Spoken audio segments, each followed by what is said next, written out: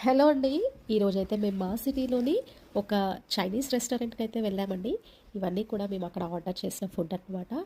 ఆ రెస్టారెంట్‌లోకి వెళ్ళగానే యాంబియన్స్ అయితే చాలా బావుందండి. వాళ్ళు లోపట ఫోటోస్ ఫ్రేమ్‌తో అయితే చాలా బాగా డెకర్ చేశారు.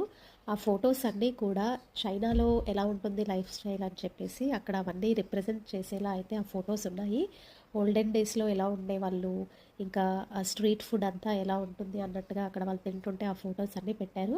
చాలా చిన్నగా ఉందండి ఆ రెస్టారెంట్. కానీ ఆ చిన్న రెస్టారెంట్‌కి కూడా చాలా చక్కనైన అందం వచ్చేలా అయితే వాళ్ళు ఈ ఫోటోస్‌తో డెకరేట్ చేశారండి. వెళ్ళగానే ప్రతి ఒక్కరిని ఫస్ట్ అట్రాక్ట్ చేసేది ఆ ఫోటోసే అనమాట. చాలా చాలా అయితే బాగుంది యాంబియన్స్ అంతా. అలా కౌంటర్ దగ్గర అయితే ఇలా వాళ్ళ చైనీస్ బొమ్మలతో డెకరేట్ అయితే చేశారండి. చాలా బాగుంది. సో ఇక్కడైతే మెనూ అంతా లిస్ట్ ఉంది. అలానే ఇవైతే మేము ఆర్డర్ చేసిన ఫుడ్ అనమాట. నేనైతే చైనీస్ రెస్టారెంట్ అనగానే వాళ్ళ స్టైల్లో నూడిల్స్ అయితే నాకు తినాలనిపిస్తుంది. సో నేనైతే నూడిల్స్ ఆర్డర్ చేసుకున్నాను. అలానే మా పాప కూడా నూడిల్స్ ఆర్డర్ చేసుకుంది.